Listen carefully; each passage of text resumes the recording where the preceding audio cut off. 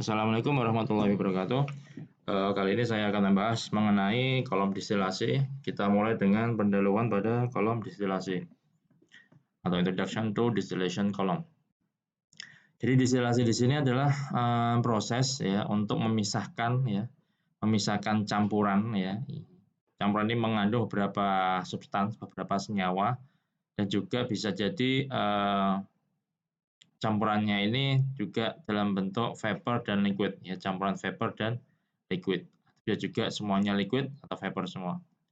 Yang jelas harus ada 2 atau lebih komponen yang ada dalam campuran ini ya. Untuk dipisahkan menjadi fraksi-fraksi komponennya pada tingkat kemurnian yang diinginkan dengan mengaplikasikan panas dan pengambilan panas. Nah, pengaplikasian panas ini ada yang namanya di bagian boiler ya, yang diberi panas ya. Kemudian ada juga nanti yang removal of heat atau pengambilan panas itu dilakukan oleh bagian yang namanya condenser. Nah, jadi di dalam distilasi ini vapor ya. Jadi dalam fase uapnya, ya, jadi ada mixture, kita panaskan, dia akan menguap. Nah, uapnya ini ya akan banyak mengandung komponen dengan titik-titik yang rendah ya. Jadi the vapor of boiling mixture will be richer in the component that have lower boiling points. Ya, jadi fase uap dari mixture tadi yang dipanaskan akan banyak mengandung komponen yang memiliki lower boiling points atau titik yang rendah. Jadi ketika vapor ini didinginkan dan terkondensasi, nah kondensatnya itu akan banyak mengandung more volatile components, yaitu komponen-komponen yang lebih volatil. Apa itu volatil? Volatil artinya mudah menguap, artinya lower boiling point. Ya, kemudian pada saat yang sama, the original mixtures, ya, jadi mixture campuran awalnya ya. Jadi kan ada campuran, kita panaskan, dia menguap. Ya. Kalau uapnya ini dikondensasikan, kondensatnya ini banyak mengandung more volatile components. Kemudian yang campuran awalnya itu akan banyak mengandung less volatile materials. Ya. Jadi material yang tidak mudah untuk menguap. Kemudian distillation column ini akan didesain sedemikian rupa untuk mencapai tingkat separation ya, yang efisien. Jadi efficiently separations. Kemudian untuk distillation ini the most common separation technique, jadi teknik separation atau pemisahan yang cukup banyak digunakan. Kemudian ini mengkonsumsi ya enormous amount of energy, jadi energi yang dalam jumlah yang besar ya, begitu dalam hal pendinginan maupun pemanasan ya. Jadi yang namanya energi tidak hanya pemanas ya, tapi juga pendinginan. Karena apa? Ketika kita mendinginkan uap, kita butuh yang namanya air dingin ya kan, air dingin kita butuh. Nah, air dingin ini juga bagian dari energi ya. Ada pertukaran energi di situ, pertukaran panas di situ. Jadi mengkonsumsi banyak energi, baik itu dalam hal cooling maupun heating. Kemudian ini bisa juga berkontribusi lebih dari 50% dari plant operating cost. Ya.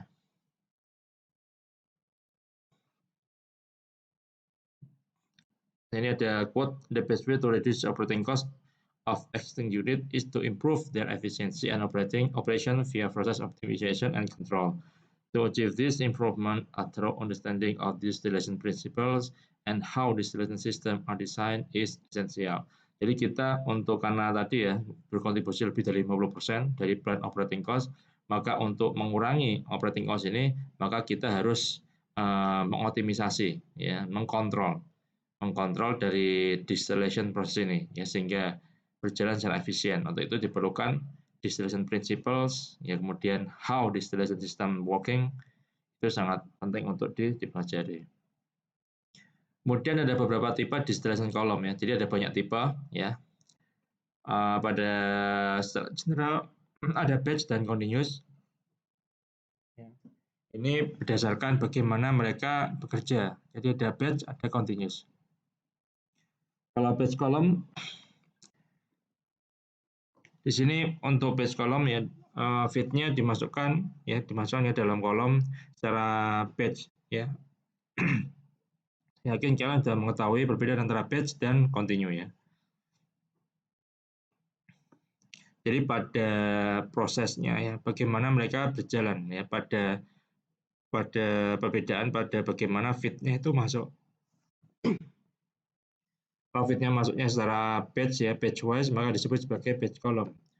Kalau continue ya, secara continuous ya, artinya continuous feed stream, maka dia disebut sebagai continuous columns ya. Artinya tidak ada interupsi ya ketika feed-nya itu masuk. Ya. Untuk continuous column ya ini bisa capable of handling high throughput, artinya bisa bisa menghandle output yang besar ya. Biasanya skala industri biasanya menggunakan continuous column. Kalau skala rumah tangga bisa menggunakan batch columns. Mungkin dalam hal distilasi untuk mendapatkan minyak sirih. Nah, itu skala industri bisa menggunakan yang batch column. Tapi kalau untuk industri biasanya menggunakan yang continuous columns. Kemudian tipe-tipe di sini kita akan mencoba untuk fokus pada continuous columns ya. Nah, continuous column ini bisa diklasifikasikan lebih lanjut menjadi seperti berikut ya. Dari nature of the feed ya, jadi ada processing. Jadi dari feed-nya, ya, dari raw dari bahan bakunya itu bisa binary column, ya bisa multi komponen. Kalau binary berarti dua komponen ya, jadi hanya ada dua komponen yang ingin kita pisahkan. Tapi kalau multi komponen ya mengandung lebih dari dua komponen, ya bisa tiga, bisa lebih ya. Kalau misal contohnya fraksinasi ya, atau distilasi minyak bumi itu merupakan contoh dari multi komponen kolom. Kalau contohnya binary, kita ingin memisahkan antara alkohol dan air ya untuk mencapai misalkan etanol 96% ya atau kemudian yang tinggi itu menggunakan yang binary column. Contoh dari binary column.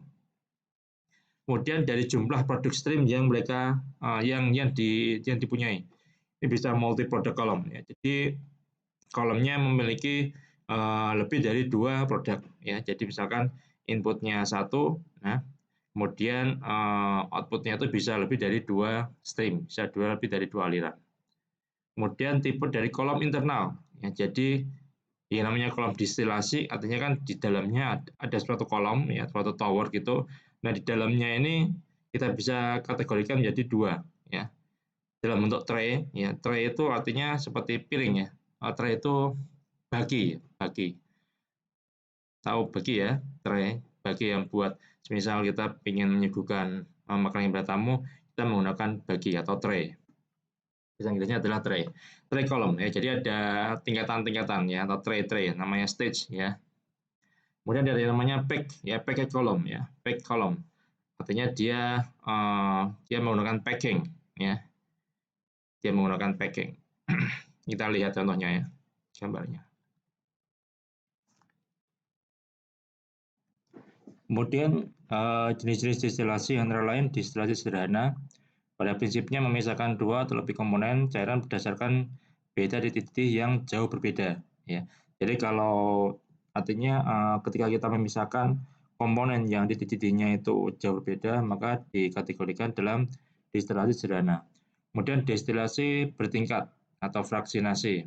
Ini sama prinsipnya dengan distilasi sederhana, hanya saja di distilasi bertingkat memiliki rangkaian alat kondensor yang lebih baik, ya, sehingga mampu memisahkan dua komponen dengan titik-titik yang berdekatan. Kalau distilasi isotrop, ini memisahkan campuran azeotrop. Apa itu campuran azeotrop? Yaitu campuran dua atau lebih komponen yang sangat susah untuk dipisahkan berdasarkan titiknya. Ya, biasanya digunakan senyawa lain yang dapat memisahkan ikatan azeotrop atau dengan tekanan yang tinggi. Dia disebut sebagai entrainer ya, senyawanya ini. Kemudian distilasi kering. Ya, distilasi kering ini berarti memanaskan material padat untuk mendapatkan fase uap dan cairnya. biasanya untuk mengambil cairan bahan bakar dari kayu atau batu bara. Ini bisa disebut sebagai pirolisis, ya, distilasi kering. Distilasi vakum memisahkan komponen yang titik didihnya sangat tinggi. Ya, jadi kita turunkan tekanan permukaan ya lebih dari 1 atm sehingga titik didihnya juga akan turun. Ini adalah beberapa jenis destilasi ya. Kemudian yang akan menjadi fokus kita kali ini adalah multi-stage ya, counter current distillation atau continuous rectification atau continuous fractionation. Ya. Jadi beberapa istilah ya untuk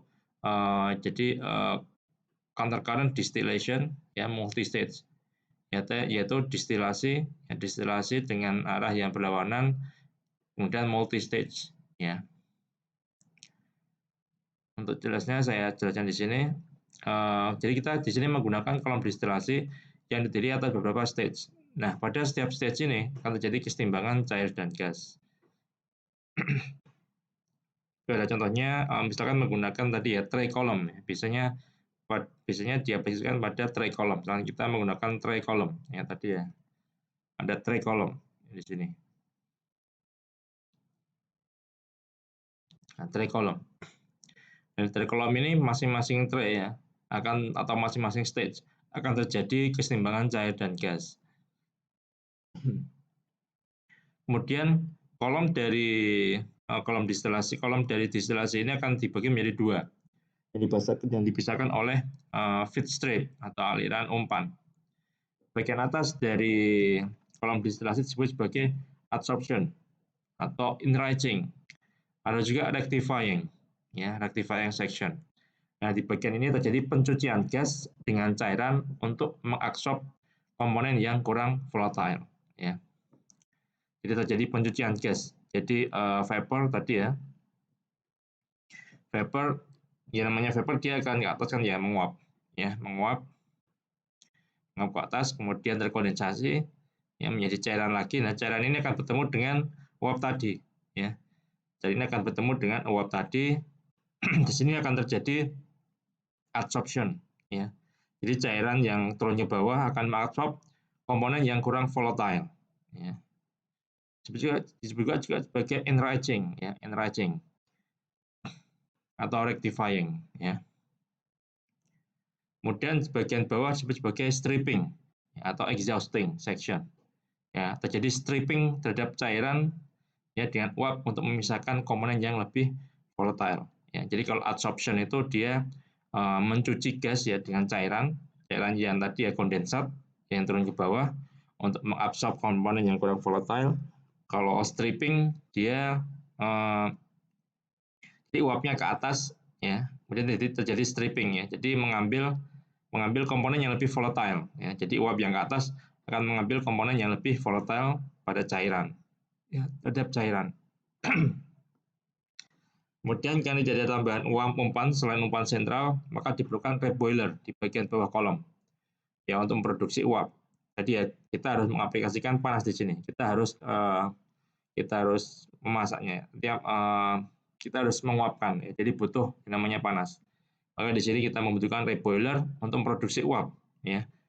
Untuk memproduksi uap atau vapor. Kemudian kondenser untuk mengembunkan atau mengkondensasikan uap yang ada di atas kolom. Cairan yang dikembalikan ke kolom ya, jadi uap ya, kemudian dikondensasikan, kemudian kembali lagi ke kolom, disebut sebagai reflux ya, reflux.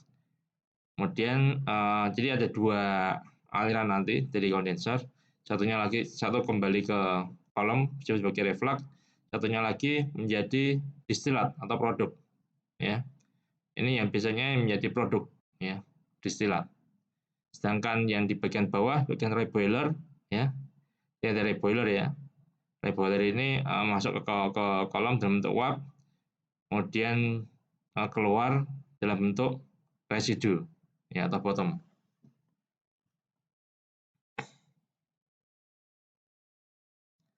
Kemudian ini beberapa distilasi ya, beberapa komponen utama dari distilasi. Yang pertama adalah sebuah sel ya, yang berbentuk vertikal, ya. Yang posisinya adalah vertikal di mana pemisahan komponen cairan dilakukan Kemudian internal kolom seperti tray atau plat ya tadi ya, bagi tadi ya. Atau juga packing. Jadi ada dua jenis nanti ya. Tray ya atau plat dan packing. Ada tray kolom, ada packing kolom. Kemudian reboiler sebagai penyedia penguapan yang dibutuhkan bagi proses distilasi. Kemudian sebuah kondensor untuk mendinginkan dan mengembunkan uap yang meninggalkan bagian atas kolom. Kemudian sebuah drum reflux ya untuk menahan uap terkondensasi di bagian atas kolom sehingga cairan reflux dapat didaur ulang kembali ke kolom. Jadi reflux ini reflux ya. Ini distilat tadi. Jadi reboiler ya. Reboiler untuk menguapkan ya, memproduksi uap ya. Kemudian uapnya ke atas ya, uapnya ke atas. Kemudian dikondensasikan oleh kondenser ya, kita masuk ke reflux drum. Sebagian kembali ke kolom, sebagian menjadi distilat atau produk. Yang kembali ke kolom ini dalam bentuk liquid ya tadi ya. Terjadi pencucian ya. Jadi gas yang ke atas ya, kemudian liquidnya ke bawah ya, hukum alam ya, sangat tua. Nah, ini terjadi adsorption ya. Jadi liquid akan mengabsorb ya cairan yang kurang volatile ya, ke bawah dia. Sedangkan di sini ada uap ke atas, cairan ke bawah. Uap ini akan mengambil komponen yang lebih volatile ya, yang mudah volatile. Sebagai stripping section di sini tadi adsorption section atau rectification section atau enriching section ya, enriching. Jadi semakin ke atas dia uapnya akan semakin murni dia ya. Distilatnya produknya akan semakin murni, maka sebagai enriching ya. Kemudian tadi distilatnya produknya produk atas, produk bawah sebagai bottom atau residu ya, dari keluaran dari reboiler. Jadi itu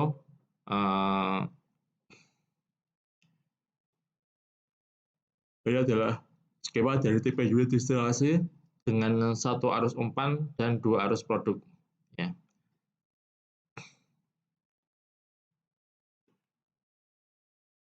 Ini lebih jelasnya lagi masing-masing komponen ya. Di sini ada daerah enriching atau rectification atau adsorption. Bawahnya adalah exhausting atau stripping. Di sini ada vapor condenser, kemudian ada reflux ya.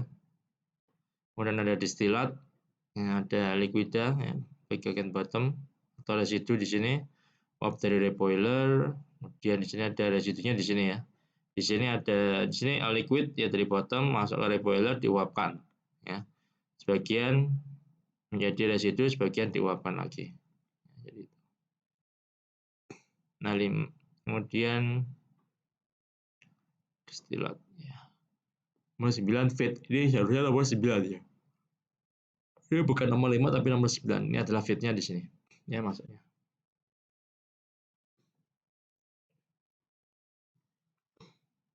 Jadi di sini heat ini diaplikasikan pada reboiler untuk mengenerasikan. Ini adalah basic operation dan terminologi ya. Jadi yang pertama kita aplikasikan panas pada reboiler untuk mengenerate vapor ya. Nah, source of heat inputnya ini jadi sumber panas ini bisa macam-macam, bisa suitable fluid ya. Jadi bisa ya pemanas dari steam dan sebagainya.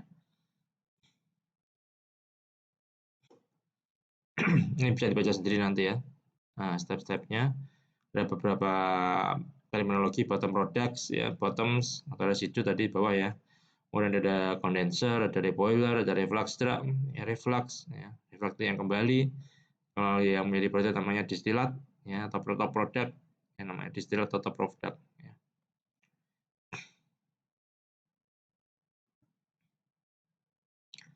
Distilasi merupakan salah satu jenis proses pemisahan berdasarkan prinsip perpindahan massa antara dua fase, yaitu fase cair dan fase gas. Kecepatan perpindahan massa tergantung pada luas permukaan bidang batas antara dua fase uap dan cair yang saling mengadakan kontak. Makanya tadi yang dinamakan tadi ada tray sebagai tray itu adalah tempat terjadinya tadi transfer massa, perpindahan massa antara dua fase ini, cair dan gas.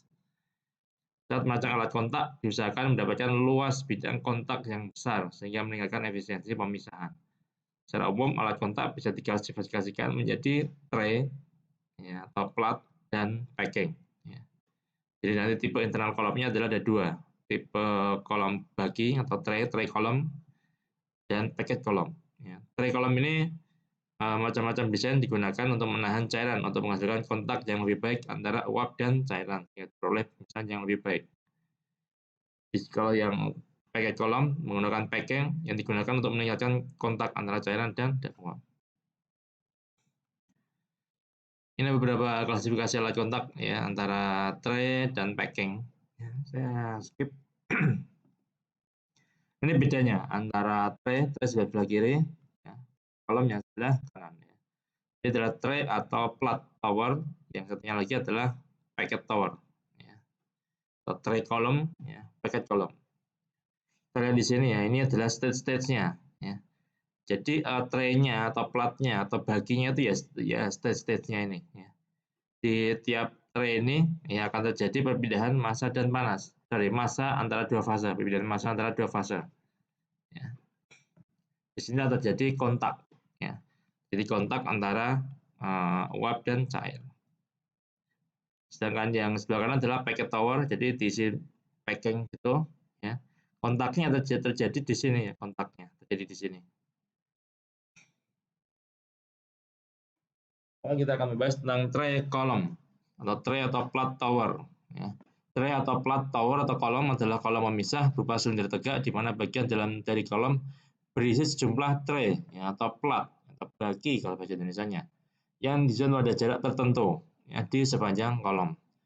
Umumnya cairan dimasukkan dari puncak kolom ya, dan dalam perjalanannya cairan akan mengalir dari tray yang satu ke tray yang lain yang ada di bawahnya. Nah, selama proses ini berlangsung terjadi kontak ya antara fase cairan dan fase uap pada setiap tray ini. Ya. Kemudian secara keseluruhan kontak antara fase dalam tray tower atau flat tower dapat dipandang sebagai aliran lawan arah atau counter current. Ya, meskipun arus yang sebenarnya terjadi arus silang atau cross flow. Jadi kalau kita lihat di sini ini adalah counter current ya kan, uapnya ke atas, kemudian liquidnya ke bawah. Tapi sebenarnya nanti ada yang namanya cross flow ya. Jadi di sini airnya mengalir seperti ini ya, bawah. Jadi seperti ini. Ini airnya mengalir seperti ini. Ya. Kemudian uapnya ke atas. Yang cross, ya, ini kan cross ini. Ya, atau tanda tambah, tanda plus, ya cross. Ya. Kalau counter current, ya di sini ini uapnya ke bawah, kemudian liquidnya ke atas. Ya. Jadi yang sebenarnya terjadi adalah sebagai aliran cross flow. Ya. Tapi secara keseluruhan, secara tamak mata, ini adalah alirannya adalah counter current ya. Jadi uap ke bawah, liquid ke atas. Tapi sebenarnya yang terjadi adalah dia adalah cross flow. Kemudian kecepatan aliran uap dan gas atau vapor juga akan berpengaruh terhadap keberhasilan proses pemisahan. Jika kecepatan gas terlalu rendah, maka gelombang-gelombang gas akan mengembang, sehingga luas permukaan bidang kontak tiap satuan volume menjadi kecil, sehingga menurunkan efisiensi pemisahan. Baiknya kalau gasnya kecepatannya tinggi ya, akan terdispersi lebih sempurna ya, sehingga efisiensi pemisahan meningkat. Tapi kalau gasnya terlalu tinggi, maka akan membawa percikan cairan masuk ke dalam tray yang di atasnya. Peristiwa ini disebut sebagai liquid entrainment. Nanti kita jelaskan ya. Kalau entrainment-nya berlebihan akan menyebabkan flooding, ya, yang menyebabkan efisiensi pemisahan menurun.